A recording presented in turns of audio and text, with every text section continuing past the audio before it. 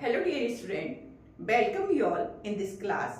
आज BEd fourth semester की class में हम पढ़ेंगे प्रिंसिपल्स ऑफ करिकुलम डेवलपमेंट, यानी कि उसके कौन कौन से सिद्धांत हैं जिसके द्वारा हम करिकुलम को डेवलप कर सकते हैं। तो हमको कौन कौन सी बातें ध्यान में रखनी चाहिए जब हम करिकुलम बनाते हैं, ये सारी चीजें आज हम डिस्कस करेंगे। ठीक है, इसके प्रिंसिपल्स बहुत इंपॉर्टेंट है।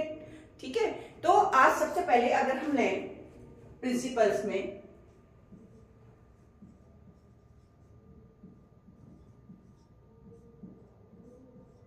Principle of child centredness.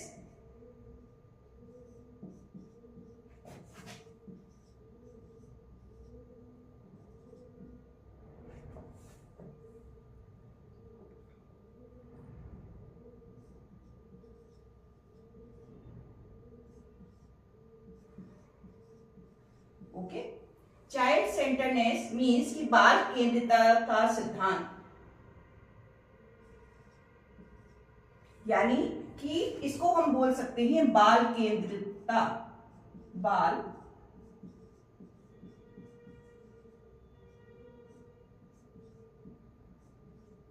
बाल केंद्रितता का सिद्धांत। ठीक है, यानी कि अगर हम कोई करिकुलम बनाते हैं तो हमको बच्चे को सेंटर में रख के ये ध्यान रखना होता है कि बच्चे की नीड्स क्या हैं, उनकी आवश्यकता क्या है, उनकी एज क्या है, उनके इंटरेस्ट क्या है। ये सारी चीजें अगर हम ध्यान में रखेंगे तो ये हमारा करिकुलम जो है सक्सेस होगा और ये आने वाली पीढ़ियों के लिए भी उपयोगी होगा। ठीक है, तो सबसे पहले हम क्या ध्यान रखते हैं, चाइल्ड सेंटर्डनेस। ओके, उसके बाद नेक्स्ट है आपका प्रिंसिपल ऑफ एक्टिविटी।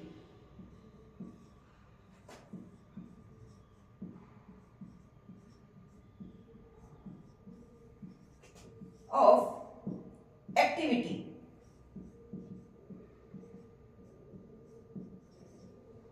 यानी कि गतिविधि, इसको आप गतिविधि भी बोल सकते हैं। ठीक है, यानी कि गतिविधि का मैंने हिंदी में यहाँ ब्रैकेट में लिख दिया है, इसको गतिविधि का सिद्धांत भी बोल सकते हैं। यानी कि जो भी आप करिकुलम बनाएं वो बच्चों की इस तरह से बनाएं कि उसमें कुछ प्रयोग हो, कुछ एक्सपेरिमेंट हो, जिससे कि बच्चे कुछ जो है एक्शन करके जो है सीख सकें, कुछ अपनी कार्य विधियों द्वारा या क्रिया विधियों द्वारा वो कुछ सीख सकते हैं। अगर बच्चे खुद अपने संघर्ष से सीखते हैं तो वो ज्यादा उपयोगी होता है और वो परमानेंट नॉलेज होती है जिसको हम खुद ही करके सीखते हैं। ठीक है, यानी कि लर्निंग बाय डूइंग के द्वारा अगर हम इस तरह के सब्जेक्ट रखें, इस तरह के टॉपिक्स रखें उसमें कि वो किस प्रकार से जो है उपयोगी हो सकता है। ठीक है, एक्शन के थ्रू बच्चे सीख सकें, तो इसका भी ध्यान में रखना पड़ता है। ठीक है, उसके बाद नेक्स्ट है आपका प्रिंसिपल ऑफ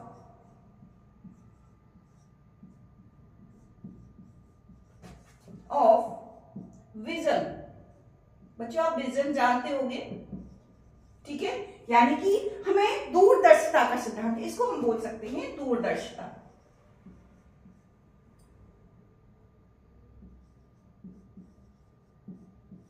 विजन मीन्स दूरदर्शिता का सिद्धांत। ओके, दूरदर्शिता कि आगे आने वाले फ्यूचर में हमको कौन कौन सी जो है चीजों की आवश्यकता होगी, कौन कौन से सिलेबस ऐसे हम उसमें इंक्लूड करें जो आगे आने वाली पीढ़ियों के लिए उपयोगी हों। जैसे एक एग्जाम्पल से मैं आपको बताती हूँ कि सबसे पहली जो राष्ट्रीय शिक्षा नीति थी वो 1986 थी। ठीक है, उस तरह के परिवेश में किस तरह की होनी चाहिए शिक्षा, एजुकेशन, आपका जो है टेक्नोलॉजी कैसी होनी चाहिए, वो उस पर बेस्ड था। लेकिन जब 2020 की जो है शिक्षा नीति आई, राष्ट्रीय शिक्षा नीति, तो उसमें आईसीटी, उसमें टेक्नोलॉजी, उसमें एजुकेशन को नए नए रूप में जो है बताया गया है कि इसमें टेक्नोलॉजी को इंक्लूड किया है, इंफॉर्मेशन कम्युनिकेशन टेक्नोलॉजी को इंक्लूड किया गया है, जिसके द्वारा जो है हमारे जो फ्यूचर एंडेवर्स हैं उनमें जो है ये उपयोगी हो सके।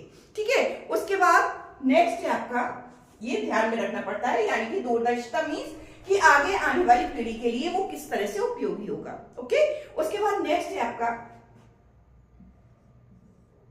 प्रिंसिपल ऑफ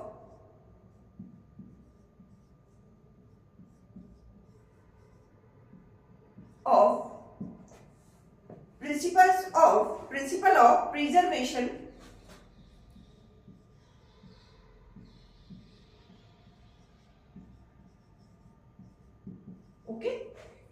प्रिजर्वेशन मीन्स क्या होगा कि आप जो है प्रिजर्वेशन कल्चर यानी कि संस्कृति के संरक्षण, प्रिजर्वेशन कल्चर बोल सकते हैं इसको, यानी कि संस्कृति के संरक्षण के लिए के संरक्षण को ध्यान में रखना पड़ता है इसमें, कि जैसे हम अपने कल्चर, हमारे जो कौन कौन से कल्चर हैं उसके उपयोग के लिए क्या क्या हमारे जो है देश के लिए, हमारी कंट्री के लिए क्या क्या उपयोगिताएं हैं। हमारे देश में आपने देखा है नए नए कल्चर्स होते, मतलब विविध प्रकार के कल्चर होते हैं, लेकिन फिर भी जो है एजुकेशन हमारे लिए बहुत उपयोगी है। यानी कि प्रिजर्वेशन ऑफ कल्चर, संस्कृति के संरक्षण को हमको ध्यान में रख के करिकुलम बनाना पड़ता है, जिससे कि वो सभी के लिए उपयोगी हो। ओके, उसके बाद नेक्स्ट है आपका प्रिंसिपल ऑफ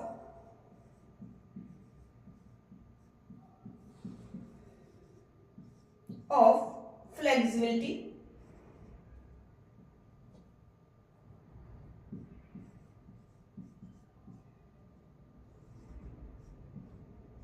मतलब कि ऐसा ना हो कि रिजिड हो जाए करिकुलम, रिजिड नहीं, यानी कि इसको हम बोल सकते हैं लचीलेपन का सिद्धांत, लचीलापन होना चाहिए।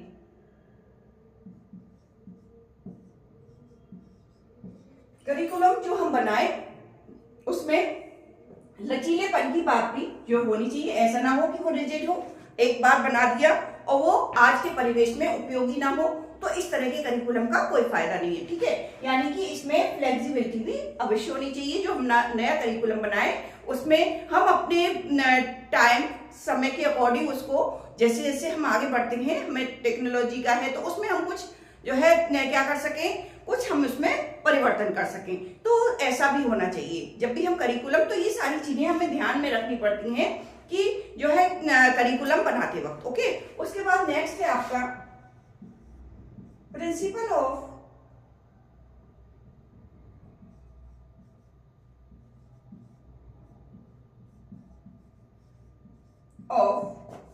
कॉम्प्रिहेंसिवनेस।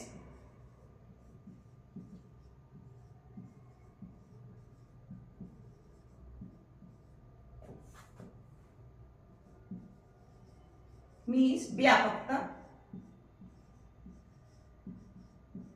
इसको व्यापकता का सिद्धांत भी बोलते हैं। कैसे कि ऐसा ना हो कि केवल ये स्कूल कॉलेज के लिए ही उपयोगी हो, इसमें बच्चे की जो है सारी शारीरिक, मानसिक, सामाजिक, संवेगात्मक सारे विकास हों, यानी कि इसमें स्पोर्ट्स भी हों, डांस भी हों।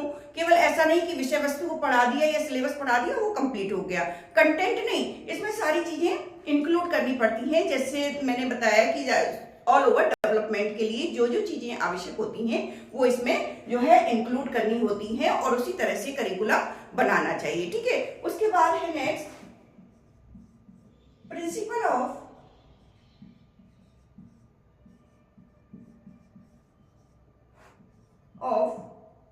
बैलेंस।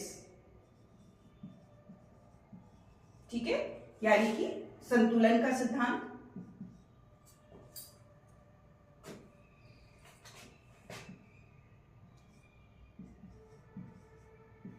इसमें आवश्यक है संतुलन बिठाना, बहुत ज्यादा आवश्यक है। क्यों? क्योंकि ऐसा ना हो कि सारे सब्जेक्ट किसी में, जो गणित में बहुत ज्यादा सिलेबस है आपने साइंस में दिया ही नहीं, ये भी नहीं होना चाहिए। ठीक है, ऐसा होना चाहिए सिलेबस कि जो है बैलेंस जो है बना सके हमारे सारे सब्जेक्ट में, सब्जेक्ट के आपस में रिलेशन में हम जो है बच्चों के अकॉर्डिंग उस सिलेबस को बैलेंस करके जो है बनाएं। ठीक है, उसके बाद नेक्स्ट है आपका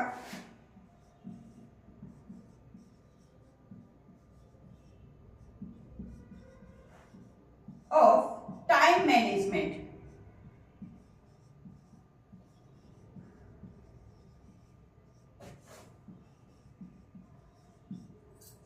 ठीक है, टाइम मैनेजमेंट यानी कि समय प्रबंधन।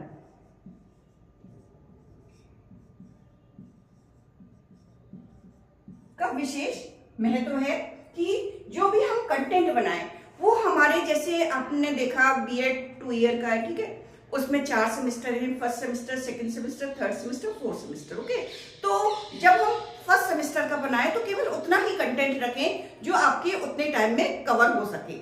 ऐसा ना हो कि आपका कंटेंट इतना हो कि वो साल भर में पूरा ना हो, है ना, और पेपर पहले आ जाए। तो कंटेंट ऐसा होना चाहिए जो इसको पूरा टाइम मैनेजमेंट यानी कि समय प्रबंधन का विशेष ध्यान रखना पड़ता है। उसके बाद नेक्स्ट है आपका प्रिंसिपल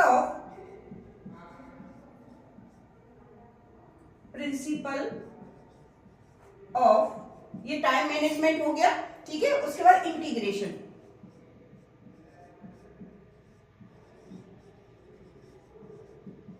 ठीक है। टाइम मैनेजमेंट के बाद इंटीग्रेशन का बहुत ज्यादा ध्यान रखना पड़ता है। इसको हम कह सकते हैं एकीकरण का सिद्धांत, ठीक है।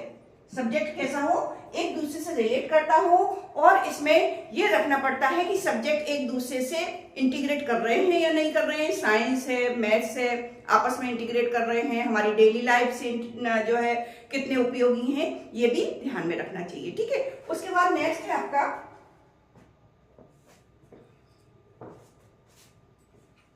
यहीं पर बता देती हूं मैं,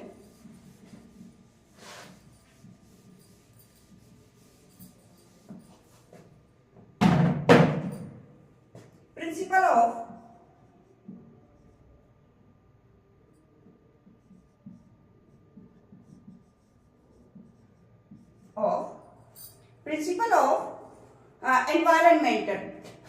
एनवायरमेंट,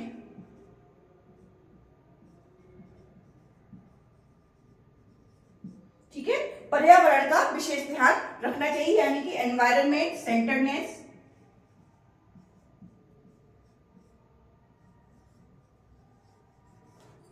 यानी कि पर्यावरण